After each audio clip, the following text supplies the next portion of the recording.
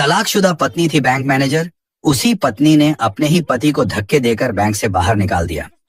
पर किस्मत ने ऐसा खेल खेला कि वही पति समाज के लिए मिसाल बन गया और पत्नी को अपने किए पर जिंदगी भर पछताना पड़ा, क्योंकि भगवान के घर देर है, अंधेर नहीं। दोस्तों, यह कहानी उत्तराखंड राज्य के हरिद्वार जिले की है।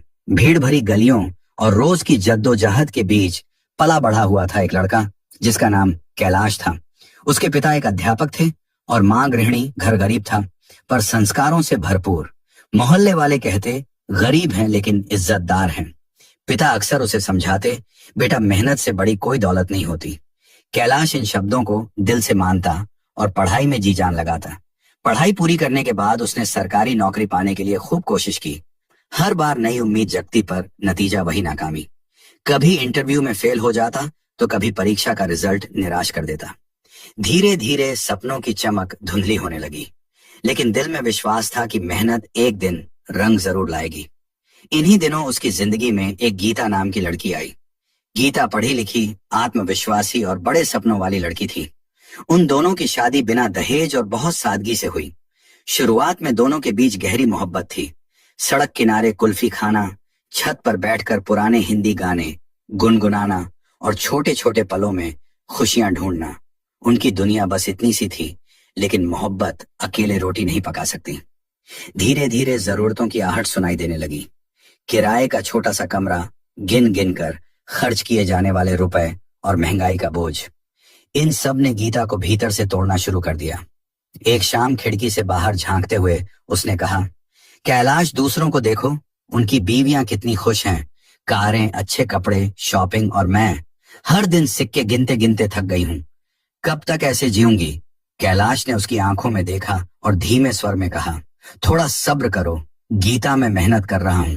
वक्त बदलेगा हमारा भी, लेकिन दोस्त, सब्र हमेशा इंसान के बस में नहीं होता। महीने दर महीने गुजरते गए। कैलाश सुबह से रात तक काम ढूंढने के लिए भागता। कभी दुकानदारों को सामान पहुंचाता, कभी ठेकेदारों के पास मजदूर ले जाता, कभी शेयर बाजार की किताबें पढ़कर नए रास्ते खोजता, पर नतीजा वही तंगी। गीता की शिकायतें धीरे धीरे तानों में बदलने लगीं। तुम बड़े सपने दिखाते हो, लेकिन देते क्या हो? न शॉपिंग, न सम्मान वाली जिंदगी। कैलाश चुपचाप उसकी बातें सुनता।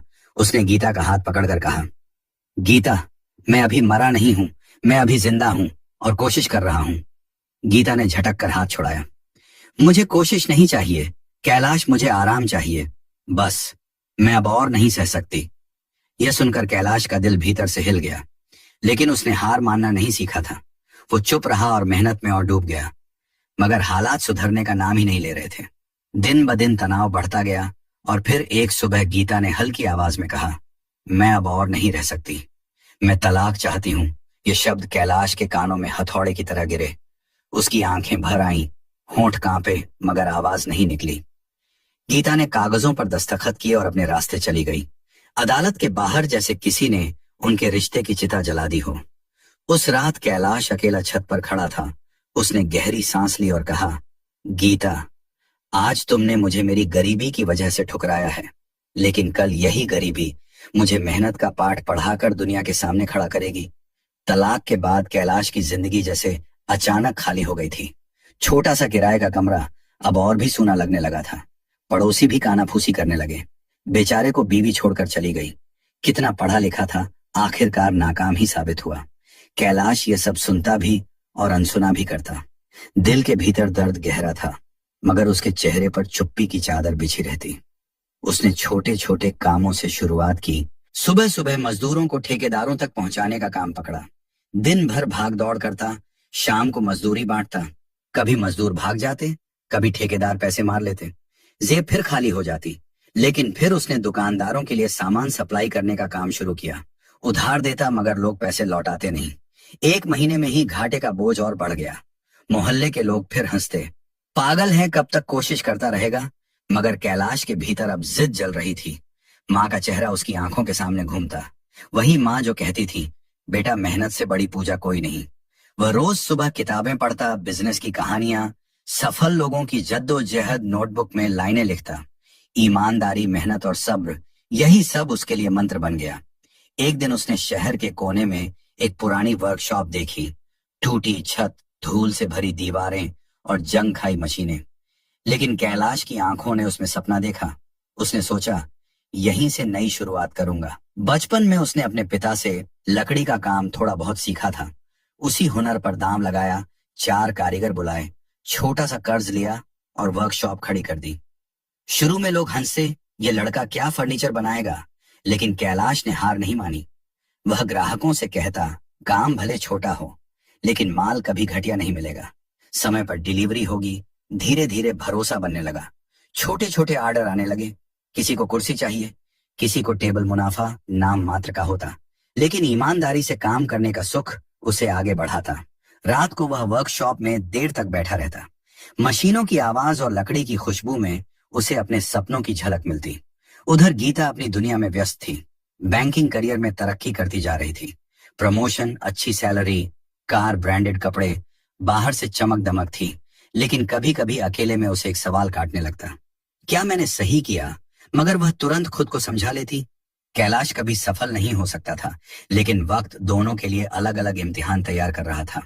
कैलाश के लिए संघर्ष की आग और गीता के लिए पछतावे की शुरुआत। वर्कशॉप की टपकती छत और लकड़ी की बुरादे से भरी जमीन पर बैठा कैलाश कभी थकान महसूस नहीं करता था। मशीनों की घर घर आवाज उसके कानों को संगीत जैसी लगती। दिन में पसीना बहाता और रात को किताबें पढ़ता। वो हर ऑर्डर को अपनी इज्जत समझकर पूरा करता। धीरे धीरे मोहल्ले वाले जो पहले हंसते थे अब कहते, अरे इस लड़के का काम अच्छा है, भरोसे से ऑर्डर दे सकते हो। पहले छोटे छोटे काम आते, फिर धीरे धीरे दुकानदारों और ठेकेदारों से बड़े ऑर्डर आने लगे। किसी ने कहा ऑफिस की नई कुर्सियां बनवानी है, किसी ने कहा रेस्टोरेंट के लिए टेबल्स चाहिए। कैलाश ने काम बढ़ाने के लिए नए कारीगर रखे, उनकी मजदूरी समय पर दी, चाहे खुद जेब खाली क्यों ना रह जाए। मजदूर भी कहते, साहब गरीब हैं लेकिन इंसाफ करते हैं। इसी ईमानदारी ने उसका नाम बनाना शुरू कर दिया। कुछ ही सालों में उसकी वर्कशॉप एक छोटे कारखाने में बदल गई। पुरानी मशीनों की जगह नई मशीनें आई, कारीगरों की संख्या बढ़कर दर्जनों हो गई। अब वह सिर्फ फर्नीचर नहीं बनाता था, बल्कि इंटीरियर डिजाइनिंग तक का काम लेने लगा। शहर के कई ऑफिस और रेस्टोरेंट उसके ग्राहक बन गए। एक दिन अखबार में एक छोटी सी खबर छपी, युवा उद्यमी कैलाश पटेल ने मेहनत से बनाई अपनी पहचान। पड़ोस में अखबार पढ़ते लोग हैरान रह गए। ये वही कैलाश है जिसे लोग कभी नाकाम कहते थे, अब अखबारों में छपने लगा। कैलाश ने उस खबर को अपने कमरे की दीवार पर चिपका दिया। उसे देखकर उसने खुद से कहा, गीता तुमने कहा था सपनों से पेट नहीं भरता, देखो आज वही सपने मेरी रोटी भी बन रहे हैं और मेरी पहचान भी। उधर गीता अपनी बैंकिंग की दुनिया में चमक रही थी। एसी वाले केबिन, ब्रांडेड साड़ियां, प्रमोशन द प्रमोशन। लेकिन अकेलेपन की रातें कभी कभी उसे अंदर से खाली कर देती। कभी अखबार के कोने में कैलाश का नाम देखती तो मन में हल्की टीस उठती, मगर वह खुद को समझा लेती, ये सब अस्थाई है। असली दौलत बैंक बैलेंस और स्थिर नौकरी में होती है। लेकिन सच धीरे धीरे सामने आने वाला था। कैलाश की कंपनी अब हरिद्वार तक सीमित नहीं रही थी। आसपास के शहरों से भी ऑर्डर आने लगे। उसके डिजाइन की तारीफ दूर दूर तक होने लगी। उसने वर्कशॉप को एक बड़े शोरूम और ऑफिस में बदल दिया। चमचमाती बिल्डिंग, दर्जनों कर्मचारी और चारों ओर उसका नाम। लोग कहते कैलाश पटेल ईमानदारी से काम करता है, इसीलिए उसकी कंपनी भरोसे की पहचान है। एक शाम आईने में खुद को देखते हुए कैलाश ने कहा, तलाक के बाद मैं टूट सकता था, लेकिन मैंने उसे अपनी ताकत बना लिया। दर्द मेरी सबसे बड़ी प्रेरणा है। उसकी आंखों में अब सपनों से भी ज्यादा चमक थी, आत्मविश्वास की। इधर गीता को अपने बैंक से बड़े प्रोजेक्ट संभालने का मौका मिला। अब वो ऊंचे पद पर बैठी थी, पर उसके सामने असली इम्तिहान तब आने वाला था जब किस्मत उसे उसी इंसान से टकराएगी जिसे उसने कभी ठुकरा दिया था। हरिद्वार की गलियों से शुरू हुआ सफर अब आसमान छूने लगा था। कैलाश की कंपनी अब छोटे शोरूम या ऑफिस तक सीमित नहीं थी, बड़े कॉन्ट्रैक्ट होटल्स और नए अपार्टमेंट्स का काम कर रही थी। दर्जनों कारीगर और इंजीनियर्स उसके अधीन काम करते। अखबार और टीवी पर उसका नाम छपने लगा, कैलाश पटेल मेहनत से बना युवा उद्योगपति। लेकिन कैलाश की निगाहें अब और बड़ी थीं। वह चाहता था कि उसकी कंपनी इंटरनेशनल मार्केट तक पहुंचे। इसके लिए जरूरत थी एक बड़े प्रोजेक्ट और बैंक से भारी लोन की। एक सुबह वह अपने चमचमाते ब्लैक सूट में तैयार हुआ, हाथ में फाइलें लिए अपनी टीम के साथ शहर के सबसे बड़े बैंक में दाखिल हुआ। बैंक के गार्ड और कर्मचारी उसे पहचानते तो नहीं थे, मगर उसके व्यक्तित्व से ही लगा कि सामने कोई बड़ा बिजनेसमैन आया है। रिसेप्शन पर उसने नाम लिखा और मैनेजर से मुलाकात का समय तय हुआ। थोड़ी देर बाद रिसेप्शनिस्ट ने इशारा किया, कृपया इस केबिन में जाइए। कैलाश ने दरवाजा खटखटाया। अंदर से ठंडी प्रोफेशनल आवाज आई, कम इन। दरवाजा खुला, तभी कैलाश की सांसें एक पल को थम गईं। सामने बैठी थी वही गीता। गीता ने सिर उठाया और उसकी नजरें जैसे ही कैलाश से मिलीं, उसका चेहरा भी एक पल को सफेद पड़ गया। यह वही इंसान था जिसे उसने सालों पहले ठुकराया था, वही कैलाश जो कभी छोटे कमरे में सिक्के गिनकर गुजारा करता था। लेकिन गीता ने अपनी झिक छुपाकर प्रोफेशनल अंदाज अपनाया। उसने कहा, क्या काम है आपको? कैलाश ने धीमी मुस्कान दी और कहा, लोन चाहिए नए प्रोजेक्ट के लिए। गीता ने फाइल खोली और कागजों पर नजर डाली और फिर हल्की तिरस्कार भरी हंसी। लोन? तुम कैलाश याद है ना? जब हम साथ थे तब भी तुम्हारे पास ठीक से नौकरी नहीं थी और आज अचानक से बिजनेसमैन बनने का नाटक कर रहे हो। उसकी आवाज तीर की तरह चुभ रही थी। टीम के लोग बाहर बैठे थे, लेकिन अंदर हर शब्द कैलाश के दिल में आग लगा रहा था। गीता ने फाइल बंद की और पटक कर मेज पर रख दी। देखो, यह बैंक है, यहाँ अकाउंट स्टेटमेंट्स चलते हैं, इमोशंस नहीं। और तुम जैसे लोग लोन लेने नहीं, भीख मांगने आते हैं। गार्ड, इनको बाहर निकालो। गार्ड ने आकर इशारा किया। कागज फर्श पर गिरे पड़े थे। कैलाश ने झुककर उन्हें उठाया और चेहरे पर हल्की मुस्कान लाते हुए बोला, धन्यवाद गीता, वक्त को अपना काम करने दो। वो धीरे धीरे बाहर चला गया। बाहर निकलते ही टीम ने पूछा, सर आपने बताया क्यों नहीं कि आप कैलाश पटेल इंडस्ट्रीज के मालिक हैं? शहर में आपका नाम है, लोग आपको सलाम करते हैं। कैलाश ने आसमान की ओर देखा और शांत स्वर में कहा, आज उसने मुझे गरीब समझकर ठुकराया है, कल यही वक्त उसका आईना बनेगा। उसकी आंखों में दृढ़ता की आग जल रही थी। इधर केबिन में बैठी गीता का दिल अनजाने डर से कांप उठा। बाहर से वह ठंडी बनी रही, लेकिन भीतर कहीं ना कहीं उसे एहसास था, क्या यह वही कैलाश है? शहर के सबसे बड़े 5 सितारा होटल में उस हफ्ते एक भव्य बिजनेस सम्मेलन होने वाला था। देश विदेश के नामी उद्योगपति, बैंकिंग सेक्टर के बड़े अधिकारी और मीडिया वहां इकट्ठा हुए थे। चमकदार रोशनी, कैमरों की फ्लैश और मंच पर बड़े बड़े बैनर लगे थे। उनमें सबसे ऊपर लिखा था, विशेष अतिथि श्री कैलाश पटेल, संस्थापक व CEO, Patel group of industries. Hall तालियों की गड़गड़ाहट से गूंज उठा। जब ब्लैक सूट में कैलाश मंच पर आए, मीडिया की नजरें उसी पर टिक गईं। कैलाश ने माइक पकड़ा, कुछ पल आंखें सौ बंद की और फिर शांत स्वर में बोला, दोस्तों, मैं कोई खास इंसान नहीं हूं। मैं वही हूं जिसे कभी उसकी गरीबी की वजह से ठुकरा दिया गया था, लेकिन मैंने ठान लिया था कि हालात को बदलना है। मैंने सीखा, गरीबी इंसान को तोड़ नहीं सकती अगर वह हार मानने से इनकार कर दे। पूरा हॉल तालियों से गूंज उठा। लोग खड़े होकर उसकी बातों का स्वागत करने लगे। भीड़ के बीच गीता बैठी थी। वह बैंक की ओर से प्रतिनिधि बनकर आई थी। जैसे ही एंकर ने कैलाश का परिचय सुनाया, उसके कान फटे के फटे रह गए। कैलाश पटेल करोड़ों की कंपनी के मालिक हैं। गीता का दिल धड़क उठा। कुछ ही दिन पहले वही आदमी उसके सामने बैंक में खड़ा था और उसने उसे अपमानित करके बाहर निकलवा दिया था। आज वही आदमी हजारों लोगों की तालियों का हकदार बना हुआ था। उसकी आंखों में आंसू भर आए, उसके दिमाग में अपने ही शब्द गूंज रहे थे, तुम जैसे लोग लोन लेने नहीं, भीख मांगने आते हैं। और अब वही आदमी समाज के लिए प्रेरणा बन चुका था। सम्मेलन के बाद पत्रकारों ने कैलाश से पूछा, सर आपकी सफलता का राज क्या है? कैलाश ने हल्की मुस्कान दी और कहा, मेरी सबसे बड़ी प्रेरणा मेरा दर्द था।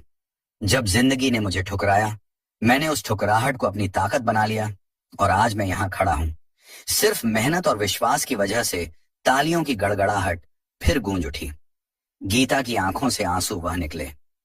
वो भीड़ चीरते हुए कैलाश के पास पहुंची और बोली, कैलाश, मैंने बहुत गलती की। मैंने तुम्हें सिर्फ गरीबी की वजह से छोड़ा। मोहब्बत की असली कीमत पैसों से कहीं ऊपर होती है। गीता ने कहा, क्या क्या तुम्हारे दिल में मेरे लिए जगह है? कैलाश ने गहरी नजर से उसकी आंखों में देखा। कुछ पल वहां सन्नाटा रहा, फिर वो शांत स्वर में बोला, गीता, जिस दिन तुमने मुझे छोड़ा था, उसी दिन मैंने तुम्हें माफ कर दिया था, क्योंकि तुम्हारा तिरस्कार ही मेरी सबसे बड़ी ताकत बना। लेकिन अब वक्त बदल चुका है। तुम्हारे लिए मेरा प्यार अब दुआ बन गया है। मैं चाहता हूं कि तुम खुश रहो, पर अब मैं पीछे नहीं लौट सकता। गीता फूट फूट कर रो पड़ी। उसके दिल में चुभन थी। कैलाश ने बस इतना कहा, गीता वक्त ने सब कह दिया है, अब शब्दों की जरूरत नहीं। वह आगे बढ़ गया। उस रात गीता अपने आलीशान फ्लैट में अकेली बैठी थी। चारों ओर चमक दमक थी, लेकिन भीतर अंधेरा। मोबाइल पर गूगल खोला और टाइप किया कैलाश पटेल। स्क्रीन पर हजारों खबरें, तस्वीरें और वीडियो खुल गए। गरीबी से करोड़पति तक का सफर, युवाओं के लिए प्रेरणा। कैलाश पटेल का संघर्ष। गीता की आंखों से आंसू बहे। वो बुदबुदाई जिसे मैंने नाकाम समझकर छोड़ा था, वही आज करोड़ों का मालिक है और मेरे पास सब कुछ है मगर कुछ भी नहीं। दोस्तों, यह कहानी हमें यही सिखाती है कि मोहब्बत का असली इम्तिहान मुश्किल वक्त में होता है। अगर आप किसी को सिर्फ उसकी गरीबी या मजबूरी की वजह से छोड़ते हैं तो वक्त इंसान आपको आईना दिखा देता है, क्योंकि भगवान के घर देर है, अंधेर नहीं। लेकिन अगर आपकी मोहब्बत आपको सिर्फ गरीबी की वजह से छोड़ दे और फिर सालों बाद तब लौटे जब आप सब कुछ हासिल कर चुके हों, क्या आप उसे अपनाएंगे या उसे उसके किए की सजा छकाएंगे? इसका जवाब कमेंट में जरूर लिखिए। और अगर कहानी दिल को छू गई हो तो वीडियो को लाइक करें, चैनल को सब्सक्राइब करें, फॉलो करें। मिलते हैं अगले वीडियो में। तब तक खुश रहिए, अपनों के साथ रहिए और रिश्तों की कीमत समझिए। जय हिंद, जय भारत। ये सच्ची कहानी है कर्नाटक की, जहां एक छोटे से गांव में रहने वाला 19 साल का एक लड़का अपनी किस्मत से लड़ रहा था। उसका नाम था रोहन। घर में माँ बाप और 2 छोटे भाई बहन थे। साधारण सा घर, टपकती छत और खाली बर्तन, यही उसकी दुनिया थी। पिता मजदूरी करते थे, लेकिन काम रोज नहीं मिलता था। कभी 2 दिन काम तो 3 दिन खाली। ऐसे में घर का चूल्हा जलना भी किसी त्योहार से कम नहीं होता था। रोहन सबसे बड़ा था। जिम्मेदारी उसके कंधों पर थी, लेकिन जेब हमेशा खाली रहती थी। कई रातें ऐसी गुजरी जब उसने खुद भूखा रहकर छोटे भाई बहनों को खिला दिया। माँ की आंखों में चिंता और पिता के चेहरे पर हार साफ दिखाई देती थी। घर में अक्सर पैसों को लेकर झगड़ा हो जाता है। कभी पिता गुस्से में डांट देते, कभी हालात पर खुद ही रो पड़ते। एक दिन हालात और बिगड़ गए। 3 दिन से घर में अनाज नहीं था। पिता काम से खाली हाथ लौटे। माँ ने कुछ कहा तो बात बढ़ गई। गुस्से में पिता ने रोहन को भी डांट दिया कि तू बड़ा हो गया है, कुछ कमा क्यों नहीं लेता। ये बात उसके दिल में तीर की तरह चुभ गई। वह चुप रहा, लेकिन भीतर कुछ टूट गया। उस रात उसने फैसला कर लिया, बिना किसी को बताए वो घर छोड़ देगा। उसे लगा कि अगर वह यहाँ रहा तो सबके लिए बोझ बना रहेगा। आधी रात को वो उठा, माँ और भाई बहनों को सोते हुए देखा। आंखें भर आईं, लेकिन उसने खुद को संभाला। एक छोटा सा बैग उठाया और बिना पीछे देखे गांव से निकल गया। बस अड्डे तक पैदल गया। जेब में सिर्फ 300 रुपए थे। पहली बस जो मिली उसमें बैठ गया। उसे खुद नहीं पता था कि वह कहाँ जा रहा है। बस कई घंटे चलती रही और आखिरकार वह मुंबई शहर पहुंच गया। उसके लिए वह शहर बहुत बड़ा था। ऊंची इमारतें, तेज रफ्तार गाड़ियां और भीड़, सब कुछ नया और डराने वाला था। सुबह से शाम तक वह इधर उधर काम ढूंढता रहा। होटल, दुकान, गोदाम, जहां भी गया एक ही जवाब मिला, पहले से आदमी है या अनुभव है क्या। शाम तक उसके पास खाने को कुछ नहीं था। भूख पेट में आग की तरह जल रही थी। उसने एक ठेले पर खड़े होकर लोगों को चाट खाते देखा। वह बस देखता रहा। रात होने लगी तो उसे समझ नहीं आया कि सोएगा कहाँ। काफी घूमने के बाद उसे एक बड़ा पार्क दिखा। अंदर जाकर एक कोने में बेंच पर बैठ गया। आसपास कुछ लोग टहल रहे थे। उसने वहीं बैठकर पानी के नल से पानी पिया और खुद को समझाया कि कल जरूर कुछ काम मिलेगा। लेकिन अगला दिन भी वैसा ही बीता। काम नहीं मिला। दोपहर तक वह इतना कमजोर हो गया कि चलना मुश्किल लगने लगा। पार्क के कोने में कुछ लोग कबूतरों को दाना डाल रहे थे। जब सब चले गए तो रोहन चुपचाप वहां गया और जमीन पर गिरे कुछ दाने उठाकर मुंह में डाल ली। उसे शर्म आ रही थी, लेकिन भूख उससे बड़ी थी। तीसरे दिन उसकी हालत और खराब हो गई। सुबह उठते ही उसे चक्कर आने लगे। वो पार्क की बेंच पर लेट गया। लोग आते जाते उसे देखते, लेकिन कोई पास नहीं आया। कुछ लोग आपस में कह रहे थे, आजकल के लड़के नशा करके पड़े रहते हैं। उसे बुखार हो गया था, होंठ सूख गए थे। वो बड़बड़ा रहा था। माँ उसकी आवाज बहुत धीमी थी। तभी एक बूढ़ा आदमी करीब 70 साल का वहां आकर बैठा। उसका नाम था मोहनलाल। वो रोज सुबह टहलने आता था। आज उसकी नजर रोहन पर पड़ी। मोहनलाल ने पास जाकर उसका माथा छुआ। बदन तब रहा था। उसने पूछा, बेटा कौन हो, यहाँ क्यों पड़े हो? रोहन ने कमजोर आवाज में कहा, कोई नहीं, यहीं रहता हूं, और फिर बेहोश हो गया। मोहनलाल घबरा गए। उन्होंने आसपास के लोगों से मदद मांगी, लेकिन कोई आगे नहीं आया। आखिरकार उन्होंने एक ऑटो रोका और रोहन को किसी तरह उसमें बैठाकर सरकारी अस्पताल ले गए। डॉक्टर ने जांच के बाद कहा कि तेज बुखार और कमजोरी के कारण हालत बिगड़ गई है। कुछ दिन देखभाल की जरूरत है। अस्पताल में दवा देकर उसे भर्ती कर लिया गया। मोहनलाल वहीं बैठे रहे। 2 दिन तक उन्होंने उसका साथ नहीं छोड़ा। जब रोहन को होश आया तो उसने खुद को अस्पताल के बिस्तर पर पाया। सामने वही बुजुर्ग खड़े थे। उनकी आंखों में चिंता थी। बेटा, घर कहाँ है तुम्हारा? उन्होंने पूछा। रोहन कुछ देर चुप रहा, फिर बोला, अब कहीं नहीं है। उसकी आंखों में दर्द साफ दिखाई दे रहा था। मोहनलाल ने ज्यादा सवाल नहीं किए। डिस्चार्ज होने के बाद वे उसे अपने छोटे से कमरे में ले गए। वह एक किराए का कमरा था, जिसमें एक खाट, एक चूल्हा और कुछ बर्तन थे। उन्होंने उसे साफ कपड़े दिए, खाना बनाया और दवा खिलाई। रोहन को समझ नहीं आ रहा था कि एक अजनबी उसके लिए इतना क्यों कर रहा है, लेकिन उस वक्त उसके पास सोचने की ताकत भी नहीं थी। कई दिनों बाद उसने पेट भर खाना खाया और चैन से सोया। उसे नहीं पता था कि यह मुलाकात उसकी जिंदगी बदल देगी। उसे नहीं पता था कि जिस इंसान ने उसे मौत के मुंह से निकाला है, वही आगे चलकर उसकी जिंदगी की दिशा तय करेगा। वो बस इतना जानता था कि अब वह अकेला नहीं है, और उसी रात उसकी जिंदगी ने ऐसा मोड़ लिया जिसकी उसने कभी कल्पना भी नहीं की थी। अगली सुबह जब रोहन की आंख खुली तो उसने खुद को पहले से हल्का महसूस किया। बुखार थोड़ा कम था। मोहनलाल चूल्हे पर खिचड़ी बना रहे थे। उन्होंने मुस्कुराकर कहा, उठ गए, पहले ये खाओ, फिर दवा ले लेना। उनकी आवाज में अपनापन था, लेकिन कोई दिखावा नहीं। रोहन चुपचाप बैठ गया।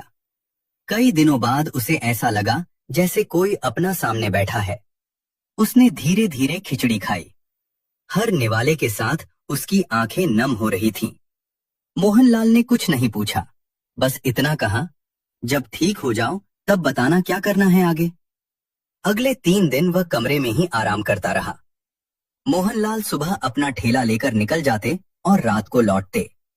वो चाट का ठेला लगाते थे। उम्र ज्यादा थी, इसलिए ज्यादा दूर नहीं जाते थे। शाम को लौटकर रोहन के लिए कुछ फल या दूध ले आते। चौथे दिन रोहन ने खुद कहा, बाबा, मैं अब ठीक हूँ, मैं भी आपके साथ चलूंगा। मोहनलाल ने उसे ध्यान से देखा। काम आसान नहीं है बेटा, खड़े रहना पड़ता है। रोहन बोला, मैं खड़ा रह लूंगा, अब खाली नहीं बैठना। उस दिन से रोहन उनके साथ ठेले पर जाने लगा। शुरुआत में वो बस पानी भरता, प्लेट धोता और ग्राहकों को सामान पकड़ाता। मोहनलाल उसे सिखाते, काम छोटा नहीं होता, ईमानदारी से करो तो सम्मान खुद मिल जाता है। धीरे धीरे रोहन ने मसाला मिलाना, भेल तैयार करना और हिसाब रखना सीख लिया। लोग उसके व्यवहार से खुश रहते। वो मुस्कुराकर बात करता, जल्दी जल्दी काम करता। कुछ ही हफ्तों में ठेले की कमाई बढ़ने लगी। एक दिन मोहनलाल ने कहा, देखो रोहन, तुम्हें अपने पैरों पर खड़ा होना है, हमेशा किसी के सहारे नहीं रह सकते। रोहन चुप रहा। उसके मन में अब भी घर की याद आती थी, लेकिन वो लौटना नहीं चाहता था। उसे लगता था कि जब तक कुछ बन न जाए वापस जाना ठीक नहीं। 3 महीने बीत गए। अब वो पूरी तरह स्वस्थ था। मोहनलाल ने उसके लिए अलग से छोटा सा ठेला खरीद दिया। बोले, पास में ही लगाना, मैं देखता रहूंगा। रोहन की आंखें चमक उठी। पहली बार उसे लगा कि वो सच में कुछ कर सकता है। उसने पूरी मेहनत से काम शुरू किया। सुबह से रात तक खड़ा रहता। कमाई भले ज्यादा डिडन थी, लेकिन संतोष था। महीने के अंत तक उसने अपने खर्च निकालकर थोड़ा पैसा बचा भी लिया।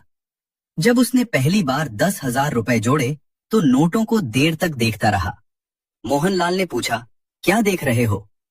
रोहन बोला, पहली बार अपनी कमाई है। बाबा मुस्कुराए, यही शुरुआत है। समय बीतता गया। दोनों का रिश्ता गहरा होता गया। रोहन अब उन्हें बाबा कहकर बुलाता था। मोहनलाल भी उसे बेटे जैसा मानने लगे थे। कई बार रात को दोनों बैठकर जीवन की बातें करते। बाबा कहते, जिंदगी में जो साथ देता है उसे कभी मत भूलना। 6 महीने बाद अर्पित ने 20,000 रुपए जोड़ लिए। वो खुश था, लेकिन बाबा के चेहरे पर हल्की चिंता रहती। एक रात उन्होंने कहा, बेटा घर वालों को खबर कर दे, माँ बाप इंतजार करते होंगे। रोहन ने सिर झुका लिया। अभी नहीं बाबा, जब कुछ बड़ा कर लूंगा तब जाऊंगा। बाबा ने दबाव नहीं डाला, बस बोले, ठीक है, लेकिन एक दिन जाना जरूर। कुछ दिन बाद बाबा ने कहा, मैं अपने गांव जाऊंगा, बहुत दिन हो गए। रोहन घबरा गया। कितने दिन के लिए? बस 1 हफ्ता के बाद लौट आऊंगा। जाने से पहले बाबा ने उसे समझाया, ठेला रोज लगाना, हिसाब सही रखना, बाहर की चीज मत खाना, अपना ध्यान रखना। रोहन ने सिर हिलाया। वो अंदर से बेचैन था, लेकिन विश्वास था कि बाबा लौट आएंगे। जिस दिन बाबा गए, रोहन देर तक उन्हें जाते हुए देखता रहा।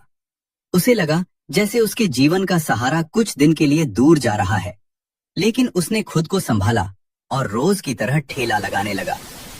1 हफ्ता बीता, फिर दूसरा, तीसरा भी निकल गया। बाबा नहीं लौटे। पहले उसने सोचा शायद गांव में काम अटक गया होगा। 2 महीने बीत गया। रोहन हर दिन उसी जगह खड़ा होकर राह देखता, हर गुजरती बस को ध्यान से देखता, जैसे उसमें से बाबा उतरेंगे। 3 महीने हो गए। अब उसके मन में डर बैठने लगा। उसने आसपास पूछताछ की, लेकिन किसी को कुछ पता नहीं था। वह रोज रात को कमरे में लौटकर खाली खाट को देखता और चुपचाप बैठा रहता। 3 महीने बाद भी जब कोई खबर नहीं आई तो उसके अंदर बेचैनी बढ़ गई, लेकिन उसने ठेला लगाना नहीं छोड़ा। उसे लगता था अगर वह यहाँ नहीं होगा तो बाबा लौटकर उसे कहाँ ढूंढेंगे। समय गुजरता गया। इंतजार उसकी आदत बन गया। हर शाम सूरज ढलते वक्त उसकी नजर उसी रास्ते पर टिक जाती जहां से बाबा जाते हुए दिखे थे, और इसी इंतजार के बीच रोहन की जिंदगी धीरे धीरे एक नए संघर्ष की ओर बढ़ने लगी। खैर दोस्तों, बाबा के जाने के 8 महीने हो चुके थे। अब रोहन की आंखों में पहले वाली घबराहट की जगह अब ठहराव था, लेकिन दिल में खालीपन था। हर दिन ठेला लगाता, काम करता, पैसे जोड़ता, पर शाम होते ही वही इंतजार शुरू हो जाता। 1 साल पूरा हो गया। बाबा नहीं लौटे। रोहन ने तय किया कि वह हार नहीं मानेगा। उसने ठेले की कमाई से किराया दिया, सामान खरीदा और काम को और बेहतर किया। उसने ग्राहकों से बातचीत बढ़ाई, साफ सफाई का ध्यान रखा। धीरे धीरे उसकी कमाई बढ़ने लगी। 1 साल में उसने 60,000 रुपए जमा कर लिए, लेकिन पैसा खुशी नहीं दे रहा था। उसके मन में एक ही सवाल था, बाबा कहाँ गए? एक दिन उसने फैसला किया कि वह अपने गांव जाएगा। 1.5 साल बाद वह पहली बार घर लौटा। गांव में उसे देखते ही लोग चौंक गए। माँ उसे देखकर रो पड़ी, पिता की आंखें भी भर आईं। छोटे भाई बहन उससे लिपट गए। घर में बैठकर जब उसने सब बताया, तब उसकी माँ ने कहा, एक बुजुर्ग आदमी आए थे, कुछ महीने पहले बोले तुम उनके साथ रहते हो, पैसे भी दिए थे, बहुत अच्छे थे। रोहन का दिल धड़क उठा। कहाँ के थे? मध्य प्रदेश के किसी गांव के नाम बताया था शायद। देवगढ़। यह सुनकर रोहन चुप हो गया। उसे समझ आ गया कि बाबा अपने गांव गए थे और उसके के घर भी पहुंचे थे, लेकिन फिर वापस क्यों नहीं आए? 10 दिन गांव में रहकर वो फिर शहर लौट आया। अब उसके भीतर एक नई बेचैनी थी। उसने तय किया कि इंतजार के साथ साथ वह आगे भी बढ़ेगा। 3 साल तक उसने लगातार ठेला चलाया। उसने काम में कोई ढिलाई नहीं की, हर ग्राहक को मुस्कुराकर सेवा दी। धीरे धीरे उसकी पहचान बन गई। कुछ ठेकेदार रोज उसके यहाँ खाना खाने आने लगे। उन्हीं में से एक ने एक दिन पूछा, काम करोगे पेंट का? रोज का अच्छा पैसा मिलेगा। रोहन ने बिना सोचे हाँ कह दिया। दिन में पेंट का काम, शाम को ठेला। उसने खुद को पूरी तरह काम में झोंक दिया। हाथों में छाले पड़ते, बदन टूट जाता, लेकिन वो रुकता नहीं था। 1 साल में उसने पेंट का काम भी पूरी तरह सीख लिया। अब वो छोटे ठेके लेने लगा। धीरे धीरे उसने ठेला बंद कर दिया और पूरी तरह पेंट के काम में लग गया। मेहनत और ईमानदारी ने उसे आगे बढ़ा दिया। अगले 1 साल में उसने अपनी गाड़ी ले ली। किराए का बड़ा घर था और महीने की अच्छी कमाई थी। उसने अपने पिता और भाई को भी शहर बुला लिया। सब मिलकर काम करने लगे, लेकिन एक चीज नहीं बदली। हर 2-3 महीने में वो उसी पुरानी जगह जरूर जाता जहां कभी ठेला लगाया करता था। वो कुछ देर खड़ा रहता, जैसे अतीत को पुकार रहा हो। एक दिन उसने पुराने बक्से को खोला, जिसमें बाबा का कुछ सामान रखा था। उसमें 2 पुरानी डायरी थी। उसने एक एक पन्ना पलटना शुरू किया। हिसाब किताब के बीच एक पन्ने पर एक पता लिखा था, गांव देवगढ़, जिला कांगड़ा, मध्य प्रदेश। उसका दिल जोर से धड़कने लगा। इतने सालों में पहली बार उसे सीधा सुराग मिला था। अब उसके पास सब कुछ था, पैसा, साधन और हिम्मत। उसने उसी वक्त तय किया कि वह वहां जाएगा। चाहे जो हो, वह बाबा को ढूंढे बिना चैन से नहीं बैठेगा। अगले ही दिन उसने काम भाई के हवाले किया, गाड़ी निकाली और लंबी यात्रा पर निकल पड़ा। रास्ते भर उसके मन में यादें घूमती रहीं। पार्क की बेंच, अस्पताल का बिस्तर, बाबा की आवाज और उनका मुस्कुराता चेहरा। 2 दिन बाद वह देवघर गांव पहुंचा। धूल भरी सड़क, छोटे छोटे घर और शांत माहौल। उसने लोगों से पूछकर वह घर ढूंढ लिया। घर के बाहर एक पुरानी चारपाई पर एक बूढ़ा आदमी बैठा था। चेहरा कमजोर, शरीर दुबला, लेकिन आंखें वही थीं। रोहन की सांसें थम गई। गाड़ी के अंदर बैठे बैठे उसकी आंखों से आंसू बहने लगे। उसे समझ आ गया था, सालों का इंतजार अब खत्म होने वाला है। रोहन गाड़ी से उतरने की हिम्मत नहीं जुटा पा रहा था। सामने चारपाई पर बैठे बूढ़े आदमी को वह दूर से ही पहचान चुका था। समय ने उनके शरीर को झुका दिया था। बाल पूरी तरह सफेद हो चुके थे, लेकिन चेहरा वही था, सादगी और अपनापन भरा। कुछ पल बाद उसने दरवाजा खोला। कदम भारी थे। जैसे जैसे वह पास पहुंचा, उसकी सांसें तेज होती गईं। बूढ़े आदमी ने सिर उठाकर उसे देखा। शायद उन्हें समझ नहीं आया कि यह कौन है। रोहन उनके सामने पहुंचते ही घुटनों के बल बैठ गया। बाबा, उसकी आवाज भर आ गई। बूढ़े आदमी की आंखें फैल गईं। कुछ सेकंड तक वे उसे ध्यान से देखते रहे। फिर अचानक बोले, रोहन, बस इतना सुनना था। रोहन उनके पैरों से लिपट गया और फूट फूट कर रोने लगा। सालों का दर्द, इंतजार और सवाल आंसुओं में बहने लगे। बाबा के हाथ कांप रहे थे, लेकिन उन्होंने उसके सिर पर हाथ रख दिया। घर के अंदर से 3 महिलाएं और एक किशोर लड़का बाहर आए। उनमें एक सफेद साड़ी में मध्यम उम्र की महिला थी, जो शायद उनकी बहू थी। 2 जवान लड़कियां भी थीं। सब हैरानी से यह दृश्य देख रहे थे। बाबा ने धीमे से कहा, यह वही लड़का है जिसके बारे में मैं बात करता था। रोहन ने खुद को संभाला। आंखें लाल थीं। उसने पूछा, बाबा, आप वापस क्यों नहीं आए? मैं रोज इंतजार करता रहा। बाबा की नजर झुक गई। उन्होंने गहरी सांस ली। बेटा, जब मैं गांव पहुंचा तो पता चला कि मेरे बड़े बेटे की हालत बहुत खराब है। कुछ ही दिनों में वो हमें छोड़ दिया। घर पर बहू और 3 बच्चे रह गए। हालात अचानक बदल गए। रोहन चुप सुनता रहा। बाकी बेटे अलग हो गए। जिम्मेदारी मेरे ऊपर आ गई। कुछ दिन बाद मुझे लकवा मार गया। चलना फिरना मुश्किल हो गया। शहर लौटना संभव नहीं था। मैं चाहता था कि तुझे खबर दूं, लेकिन साधन नहीं थे। रोहन की आंखों से फिर आंसू निकल आए। उसने देखा कि बाबा का दायां हाथ पूरी तरह ठीक से काम नहीं कर रहा था। शरीर कमजोर हो चुका था। विधवा बहू ने आगे बढ़कर कहा, बाबा अक्सर आपका जिक्र करते थे। कहते थे, वो लड़का मेहनती है, जरूर कुछ बनेगा। रोहन ने चारों तरफ नजर दौड़ाई। घर बहुत साधारण था। दीवारों पर सीलन, आंगन में टूटी चारपाई और कोने में रखे कुछ बर्तन। उसे समझते देर नहीं लगी कि परिवार संघर्ष में है। उसने बाबा के पास बैठते हुए कहा, अगर आप नहीं होते तो मैं जिंदा नहीं होता। आपने मुझे सड़क से उठाया था। बाबा हल्की मुस्कान के साथ बोले, मैंने कुछ नहीं किया बेटा, इंसान का फर्ज था। नहीं बाबा, रोहन ने दृढ़ आवाज में कहा, आज जो भी हूं आपकी वजह से हूं। शाम तक गांव के कुछ लोग भी इकट्ठा हो गए। सब उस गाड़ी को देखकर चौंक रहे थे जिससे रोहन आया था, लेकिन उसे इन बातों से फर्क नहीं पड़ा। वो रात वहीं रुक गया। रात के खाने पर उसने परिवार से खुलकर बात की। 2 लड़कियां पढ़ाई बीच में छोड़ चुकी थीं।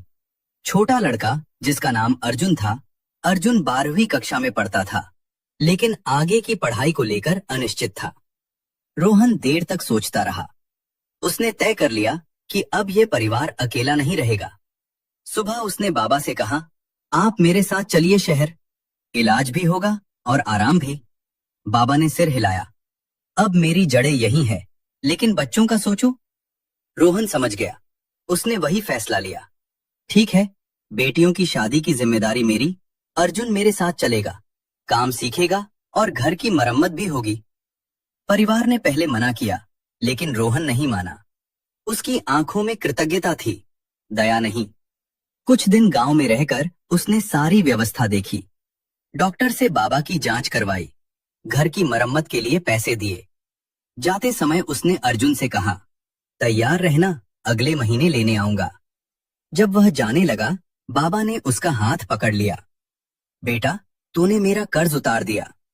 रोहन ने धीरे से जवाब दिया, बाबा, आपका कर्ज कभी नहीं उतर सकता। यह बोलकर रोहन गाड़ी में बैठ गया। इस बार उसके दिल में खालीपन नहीं था। उसे लग रहा था कि अब उसकी जिंदगी का असली मकसद शुरू हुआ है। गाड़ी आगे बढ़ी। शहर लौटते ही रोहन ने सबसे पहले अपने काम की जिम्मेदारियां संभाली। उसने अपने भाई को सब कुछ बताया। परिवार ने भी उसका फैसला स्वीकार किया। अब उसके लिए कमाई से ज्यादा जरूरी था उस एहसान का सम्मान जिसने उसकी जिंदगी बचाई थी। 1 महीने बाद वह फिर देवगढ़ गया। इस बार खाली हाथ नहीं गया। साथ में जरूरी सामान, कपड़े और कुछ पैसे थे। अर्जुन तैयार था। उसकी आंखों में डर भी था और उम्मीद भी। रोहन ने उसके कंधे पर हाथ रखा और कहा, डर मत, मैं हूं। अर्जुन शहर आ गया। शुरुआत में उसे काम समझने में समय लगा, लेकिन रोहन ने वही तरीका अपनाया जो कभी बाबा ने उसके साथ अपनाया था। धैर्य, समझ और भरोसा। उसने अर्जुन को पेंट का काम सिखाया, हिसाब समझाया और सबसे जरूरी बात, ईमानदारी। धीरे धीरे अर्जुन भी काम में निपुण होने लगा। उसकी पढ़ाई भी जारी रखी गई। शाम को वो कोचिंग जाता, दिन में काम सीखता। रोहन उसे सिर्फ मजदूर नहीं, परिवार का हिस्सा मानता था। इधर गांव में दोनों बेटियों के लिए अच्छे रिश्ते तलाशे जाने लगे। रोहन ने साफ कहा था कि शादी सादगी से होगी, लेकिन सम्मान के साथ। 1 साल के भीतर दोनों लड़कियों की शादी अच्छे घरों में हो गई। हर रस्म में रोहन मौजूद रहा। उसने खुद भाई की तरह सारी जिम्मेदारी निभाई। शादी के दिन बाबा की आंखों में आंसू थे। उन्होंने सबके सामने कहा, आज मुझे लगता है कि भगवान ने मुझे खाली हाथ नहीं छोड़ा। समय के साथ बाबा की तबीयत थोड़ी स्थिर हुई। इलाज और दवाइयों का खर्च रोहन ही उठाता रहा। गांव में घर की मरम्मत होगिलन नहीं थी। छत मजबूत थी। शहर में रोहन का काम भी बढ़ता गया, लेकिन उसने कभी उस पुराने पार्क और ठेले वाली जगह को भुलाया नहीं। साल में 1 बार वह वहां जरूर जाता, कुछ देर खड़ा रहता और मन ही मन उस दिन को याद करता जब वह भूखा और बीमार पड़ा था। एक शाम उसने अर्जुन से कहा, जिंदगी में अगर कोई तुम्हें मुश्किल वक्त में सहारा दे तो उसे कभी मत भूलना। अर्जुन मुस्कुराया, जैसे आपने और बाबा ने किया।